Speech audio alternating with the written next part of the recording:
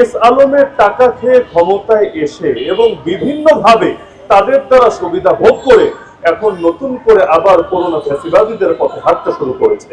Election engineering করে ক্ষমতায় এসে এই সরকার চেষ্টা করছে প্রতিটা সেক্টরে নিজেদের দখলদারি প্রতিষ্ঠা করার জন্য। আমরা দেখেছি বাংলাদেশ ব্যাংকে পর্যন্ত ইতিহাসে প্রথমবারের মতো ব্যবসায়ী গভর্নর ঢুকিয়ে দিয়ে এবং সেখানেও বিভিন্নভাবে ২ নম্বরই করে নিজেদের আধিপত্য চেষ্টায় তারা কোনো ত্রুটি রাখেনি।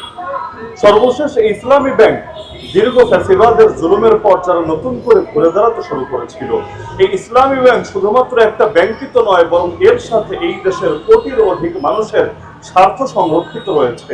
এমনকি বাংলাদেশে এখনো পর্যন্ত আমানতের বড় একটা অংশ, রেমিটেন্সের বড় একটা অংশ, রপ্তানির বড় একটা অংশ, সবকিছুই এই ইসলামী ব্যাংকের সঙ্গে জড়িত আছে।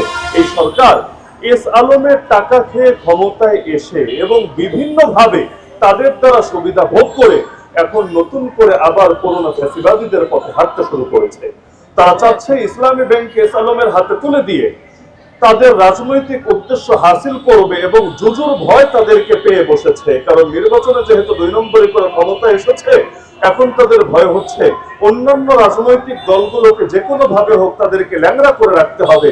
এজন্য যেখানে কোন রকম গন্ধ তারা পায় না, সেখানে পর্যন্ত তারা বিভিন্ন গন্ধ আবিষ্কার করে বিভিন্ন ট্যাগ লাগিয়ে নিজেদের স্বার্থ চরিতার্থ করার চেষ্টা করছে। কিন্তু এই দেশের মানুষ সেটা কিছুতেই হতে দেবে না। ইসলামী ব্যাংকের সাথে মানুষের এক ধরনের মহাব্বতই শুধু না, বরং ঈমানি চেতনা জড়িত আছে। যারাই সুদকে অপছন্দ করে, ইসলামী ব্যাংকে তারা মনে প্রাণে ধারণ করে এবং ভালোবাসে। সুতরাং সরকার যদি সোজা কথায় নিজেদের ভুল না বোঝে এবং তারা সেই পুরনো ফ্যাসিবাদীদের পথেই হাঁটে, এই দেশের মানুষ আঙ্গুল সোজা না রেখে আঙ্গুল বাঁকা করতে বাধ্য হবে। আমি তো মনে করি এখনো যদি আমাদের প্রবাসী ভাইয়েরা চিন্তা করে যে আমরা আগে রেমিটেন্স পাঠাতাম ইসলামী ব্যাংকের মাধ্যম হয়ে, এখন যেহেতু সরকার ইসলামী ব্যাংকেও নিজেদের কালো হাত বাড়াতে শুরু করেছে, আমরা তাহলে এই পন্থে রেমিটেন্স পাঠাবো না, বাংলাদেশের রেমিটেন্সই আমরা পাঠানো বন্ধ করে দিব, তাহলে এই সরকার কয়দিন ক্ষমতার গরম দেখিয়ে টিকতে পারবে? সুতরাং সময় থাকতে তাদেরকে সাবধান করে দিতে চাই, এখনো পর্যন্ত সময় আছে, আপনারা সচেতন হন, আপনারা জাতির কথা শোনেন।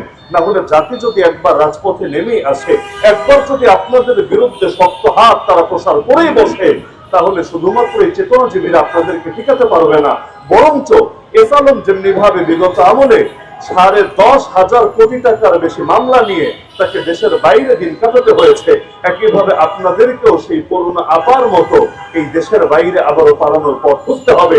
সুতরাং সময় থাকতে সাবধান হন, জাতির কথা শোনার চেষ্টা করেন, ইসলামী ব্যাংকে যে বিতর্কিত নতুন দায়িত্বশীল বসিয়েছেন তাকে অপসারণ করেন এবং এর সমস্ত আমানতকারী যারা রয়েছে এবং যারা এর সঙ্গে জড়িত রয়েছে সেই গ্রাহকদের কথা আপনারা শোনেন। না হলে আজকে ওলামায়ে কেরাম শান্তিপূর্ণ ভাবে বার্তা দিচ্ছে, সেদিন বেশি দূরে না যেদিন শান্তিপূর্ণ ভাবে না বরং রাজপথ দখল করে তারা তাদের বার্তা দিতে বাধ্য হবে।